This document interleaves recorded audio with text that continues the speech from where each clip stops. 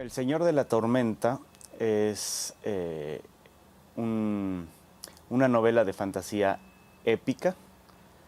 digamos que queda inscrito dentro de ese género, y también dentro del género de la fantasía heroica, que van casi juntas las dos cosas, ¿no? Es literatura de fantasía en la medida en que es un libro que habla de un mundo diferente, lleno de criaturas fantásticas, donde ocurren sucesos extraordinarios y donde hay una especie de saga heroica.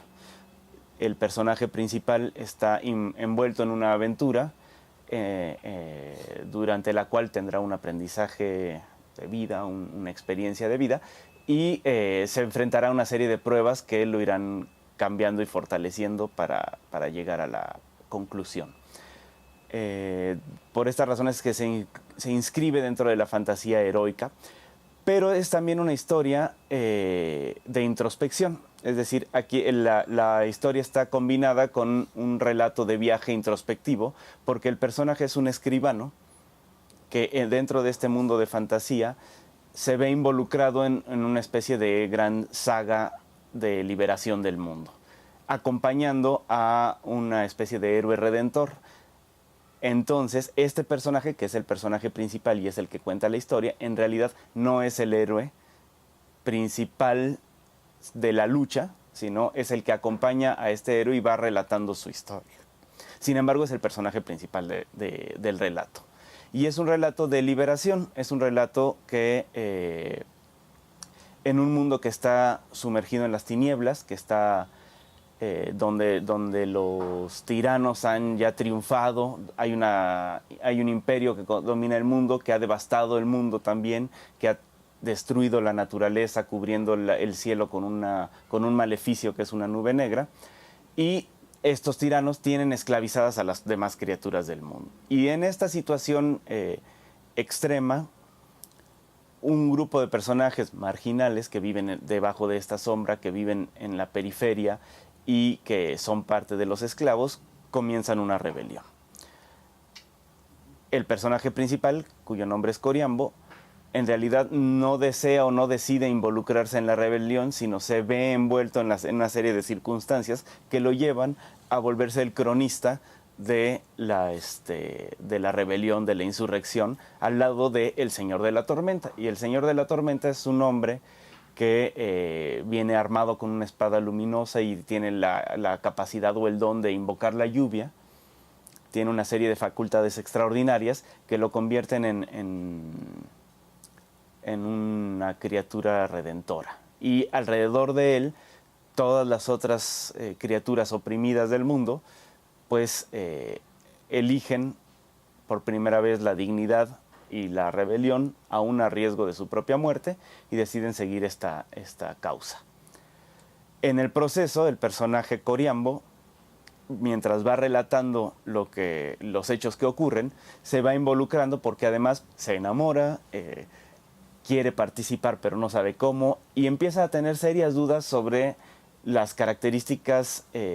puras del héroe redentor. Es decir, él, mientras va participando en la rebelión, empieza a generar incertidumbre sobre la importancia de lo que están haciendo, sobre la necesidad de hacerlo, sobre el sentido que tiene esta lucha armada, que además les está causando muchísimo sufrimiento a todos. Y entonces aquí es donde se combinan la épica heroica con el relato de introspección. Esa era un poco la apuesta cuando me puse a escribir este libro, es decir, y además colocar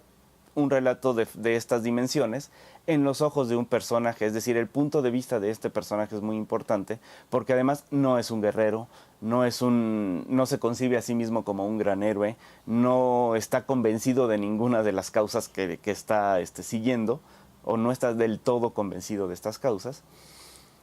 y es mucho más reflexivo, precisamente por su naturaleza de cronista y de escribano. Entonces, de alguna manera, también el relato de fantasía épica me obligó a ver qué pasaba con un personaje con estas características, que es más parecido a un intelectual, pero puesto en el meollo de los combates, puesto en el meollo de las situaciones, y además son combates extraordinarios, llenos de hombres gigantes, de gusanos, de dragones, de brujerías, de maleficios. ¿Qué pasa con la figura de un intelectual que además su principal labor en el mundo es dudar de las cosas, cuando tiene que ser alguien, o se le requiere, digamos, dentro del mismo relato heroico, tiene que ser alguien que no dude, que esté convencido de su causa y que quiera abrazarla de principio a fin, ¿no? Entonces, bueno, con estos elementos yo me puse a jugar, y con la perspectiva del personaje, sobre todo porque me permitía elaborar una serie de juicios o de reflexiones desde el punto de vista de alguien específico en este tipo de relato, cosa que no se suele ver. También me importaba mucho establecer el relato de la fantasía épica y heroica, pero desde un punto de vista donde los héroes no son héroes defensores de un estado de las cosas que ya está dado y que hay que proteger, sino que son héroes que necesitan cambiar el estado de las cosas. Es decir, las cosas como están ya están mal, están viviendo bajo la tiranía, bajo la opresión y bajo los maleficios de unas criaturas infames, y entonces es imperativo que eso cambie. ¿Por qué? Pues porque ya no pueden más, porque es eso o la muerte. Yo creo que esta perspectiva me resultaba muy necesaria, precisamente por vivir en una sociedad latinoamericana y por vivir en un país como México, donde la circunstancia justamente pareciera que cada vez está más orillada al precipicio y donde cada vez hace más falta cambiar el estado de las cosas, cambiar radicalmente las circunstancias en las que estamos viviendo. Creo que no es solo en México, sino en todo el mundo, es decir, que urge un cambio en la manera de relacionarnos entre nosotros y con el mundo, y eso significa un cambio de sistema político general en el mundo. Esta urgencia, cuando empecé a escribir el libro, no era tan clara, la verdad, era una especie de intuición, y para mí, de alguna manera, la manera de abordar el relato heroico me parecía natural hacerlo de esta manera, es decir, desde la manera de los oprimidos y los despojados del mundo contra una tiranía que parece inabarcable, imposible de derrotar por sus dimensiones. Yo sentía la necesidad o la intuición de que por ahí tenía más sentido el relato heroico que desde la manera tradicional, que es hay una amenaza de un señor oscuro que está allá lejano y que amenaza con llegar y cernirse sobre nosotros. Y lo que tenemos que hacer nosotros es defender las cosas como son. Ese tipo de relato me parecía muy conservador, porque las cosas como están en este mundo yo creo que no dan para más, y creo que ese tirano que en esos relatos se ve allá lejos, en este caso ya ganó, ya es el que domina el mundo, es el que ha puesto las leyes, es el que nos tiene sometidos y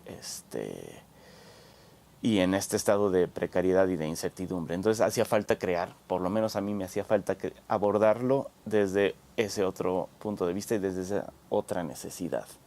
¿no?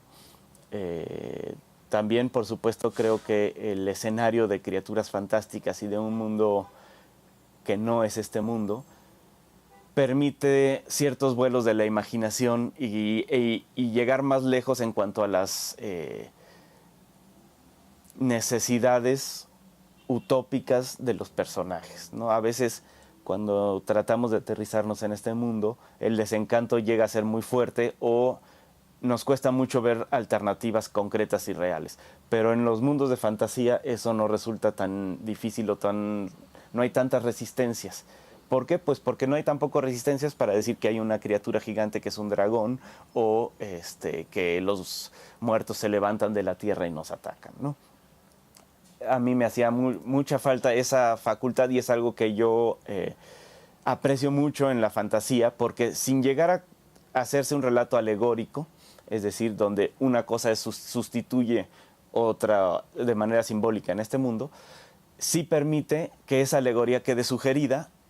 y que el relato simbólico permita al lector contemporáneo y latinoamericano